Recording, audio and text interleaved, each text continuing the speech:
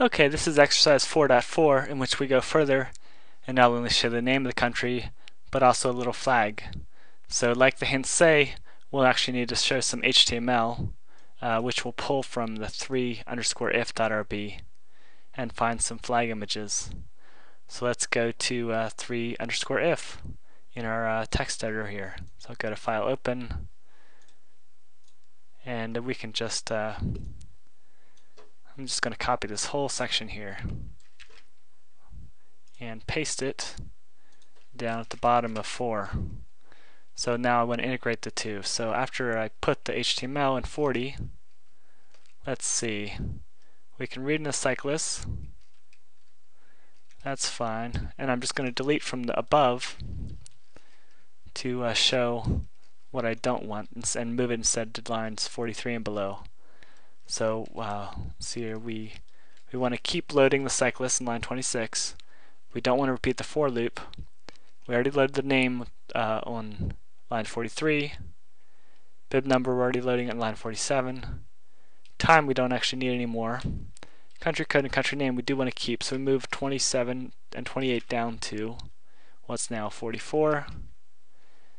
And then we have this country code thing, which we'll just write again, lines 26 to 33. So we'll just delete that.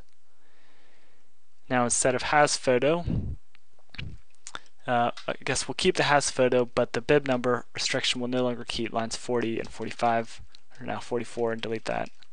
And de-indent with delete what's inside that. Let's just stop there and see, make sure it's still working. So we'll save and run Ruby space 4 underscore join.rb greater than to out.html. Uh-oh, yeah, so we did break something. Okay, so it looks like I deleted the line that defined the cyclist. I'm going to hit undo, and there it is. Okay, it's this line 26, and so now I'll redo again. If I can figure out how to redo. Let's say Command Shift Z maybe? Yeah, there it is. Okay, your editor may be different. So now I can paste in here cyclist equals csv.table, and then that cyclist loaded as before. So let's command the terminal again, command tab to the terminal and run the program again. At least it didn't give any error messages, so we'll switch to the browser and refresh that tab. Yep, looks like we're showing all the cyclists. Now again, we're trying to show the tab, the flag image, maybe instead of the age here. So I'll select the image there. So let's rip out the age. I'm just going to click in here for this age variable, take that out, take out the parentheses, and save.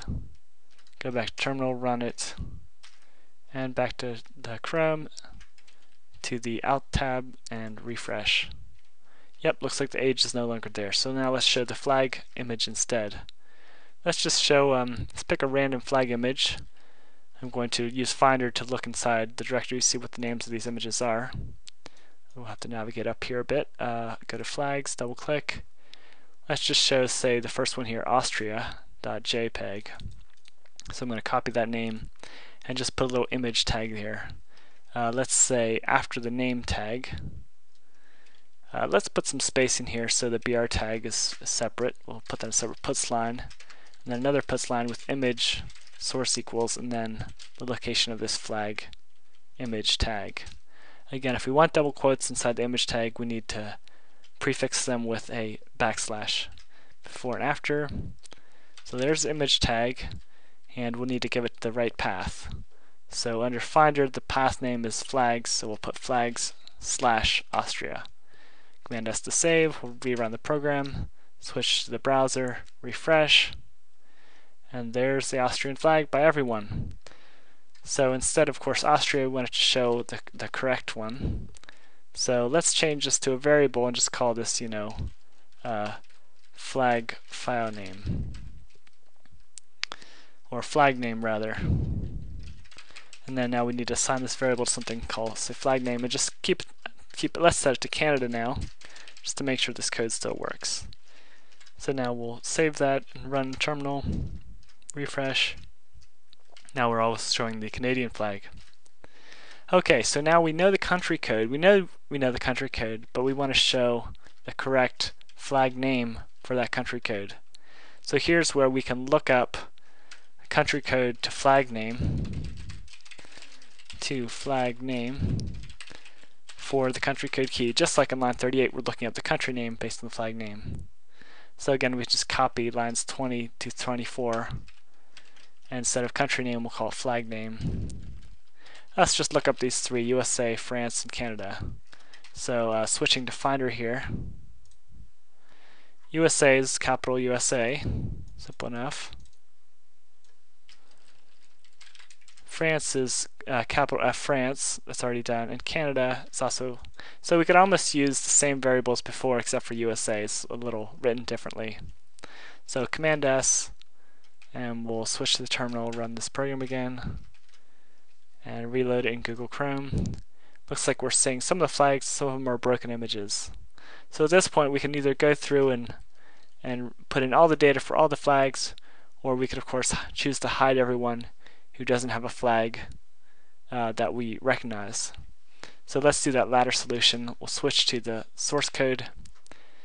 If this variable country code to flag name doesn't have a value for the country code we look up, the flag name variable here is going to be nil, and we can protect for that. We can avoid all cases where it is nil by adding line 48 here. We can say if flag name is not nil, and indent everything underneath it with space, end to close the if condition, and now we should just see the French, Canadian, and American flag when we rerun the program and reload. It looks like indeed those are the three flags that we're seeing. So if you want to do more flags you can, but I'm going to stop for this exercise.